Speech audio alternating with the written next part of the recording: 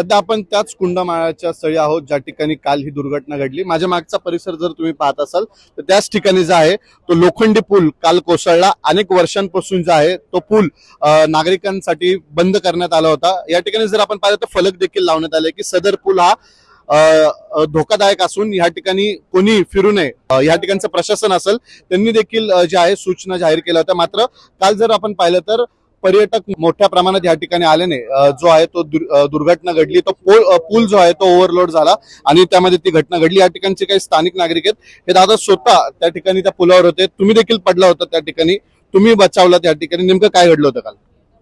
पूर्ण पूल जाम होता दोन्ही साईडनी पण आणि अलीकडला माणूस पलीकडे जात नव्हता, पलीकडला अलीकडे येत नव्हता, पूर्ण पॅक होता पर्यटकांमध्ये। साधारण किती पर्यटक होते काल? ज्या ठिकाणी पूल कोसळला त्या ठिकाणी 70 ते 80 लोक असतील। म्हणजे ते पुलावर होते, पुलावर तुम्ही देखील पडला असं कळतं आम्हाला? मी पण खाली पडलो होतो, पाण्यात बुडालो होतो मी, पण ते काय झालं जाळे असल्यामुळं आणि मी स्थानिक असल्यामुळे मला माहिती असल्यामुळे मी त्याला धरून वरती आलो। नेमकं काय थरार होता तो सगळा आणि किती पर्यटक अजून त्याच्यात वाहून गेले होते काल? 4 ते 5 खाली वाहून गेले होते, त्यातले काढले आमच्या स्थानिक नागरिकांनी ना, खाली पोहून काढले त्यांना, 4 जण त्यातली काढले। तुमचं नाव काय? गणेश पवार। दादा तुम्ही देखील या ठिकाणचे स्थानिक आहात, नेमकं काय घडलं होतं काल, काय थरार होता? हे पर्यटक जे पुलावरून जातात येतात ना, तर ते सेल्फी काढायसाठी फॅमिली वर्ग लोखंडी ब्रिजवर थांबला।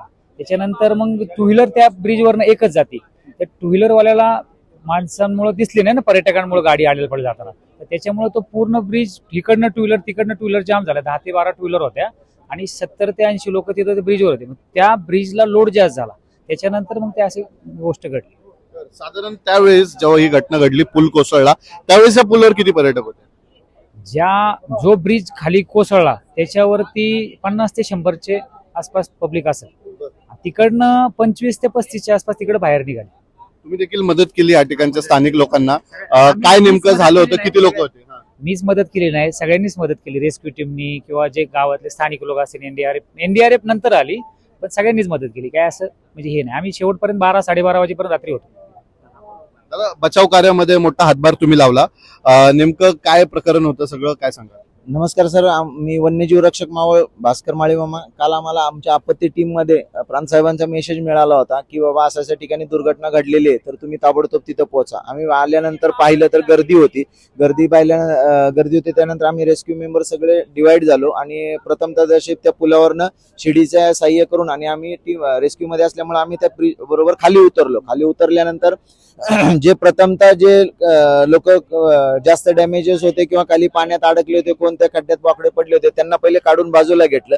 ते बाजूला घेतल्यानंतर जे किरकोळ जखमी होते त्यांना आधार दिला, थोडासा बाजूला त्यांना बसवलं आणि जे खाली पाण्यामध्ये ब्रिजमध्ये अडकले होते, लटकत होते, वाहत होते, त्यांना धीर देऊन आमची टीम डिवाइड झाली 2 भागामध्ये। आम्ही बाजूला झालो, काही लोक तिकडे थांबली, काही लोक इकडे थांबली आणि जे लोक डॅमेजेस होते त्यांना वरती कसं शिफ्ट करायचं त्या ब्रिज वरती त्याची मुवमेंट करून आम्ही लगेच त्या आमच्या दोर असतात त्याची शिडी बनवली आणि त्याच्यानी वरती एक शिफ्ट करायचं चालू केले। ह्याच्यामध्ये आम्हाला वेगळे साहेबांचा खूप मोलाचं सहकार्य मिळालेलं आहे, कारण की हे ग्रामस्थ आणि इथले लोक आहेत आणि यांची आमची बंधुभावाची आम्ही बंधुभाव असल्यागत आहे, त्यांची मदत तर आम्हाला खूप मोलाची मिळाली। आणि त्याच्यानंतर मी स्वतः 20 ते 25 जणांना स्ट्रेचरवरतून ज्यांचा पाय फ्रॅक्चर झालेला होता, हात मोडलेला होता, कोणाच्या कमरेत मोडलेले होते, त्यांना मी वरती शिफ्ट करण्याचं काम केलं।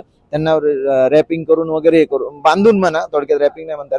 आणि दुसरी गोष्ट, एक तर महिला मी स्वतः तिच्या डोक्याला इतकं लागलं होतं आणि तिथं त्या पाण्याच्या कडेला होती एकदम, आणि माझ्या मिस्टरांना वाचवा म्हणत त्यांना आधार देऊन त्यांना एक भावना दिली की तुमच्या मिस्टरांना काही होणार नाही, तुम्ही घाबरू नका ताई, आम्ही आलेलो आहे, रेस्क्यू मेंबर आलेले आहेत, भरपूर आपली मुलं भरपूर आहेत।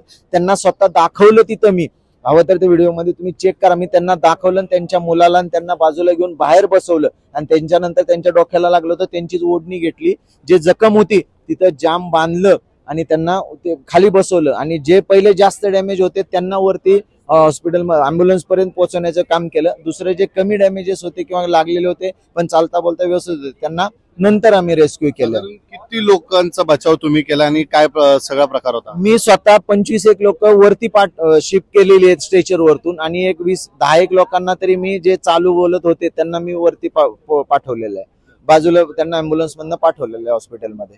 निश्चितच आपण पाहतोय कालच्या या दुर्घटनेमुळे या संपूर्ण परिसरामध्ये एकच खळबळ उडालेली आहे। पर्यटकांना जे आहे स्थानिक प्रशासनाकडनं देखील आवाहन करण्यात येते की वर्षा विहारासाठी अशा धोकादायक जागेवर तुम्ही येऊ नका. खरं तर कालच्या घटनेमुळे जर आपण पाहिलं तर एकूण 6 पर्यटकांचा यामध्ये मृत्यू झालाय. 50हून अधिक पर्यटक जे आहेत ते जखमी आहेत.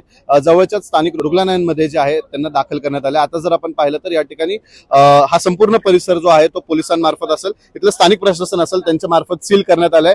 पर्यटकांना जे आहे आव्हान करण्यात आले की या ठिकाणी येऊ नका. आणि थोड्याच वेळात जर आपण पाहिलं तर जो पुलाचा जो मधला भाग कोसळलेला आहे तो क्रेनच्या साहाय्याने या ठिकाणी हलवण्यात येणार आहे. वेळोवेळीचे अपडेट जे आहे आपण या परिसरातून तुमच्यापर्यंत पोहोचत राहणार आहोत. व्हिडिओ जर्नलिस्ट भानुदास शिवरायसह प्रसन्न तरडे, आपला आवाज, पुणे.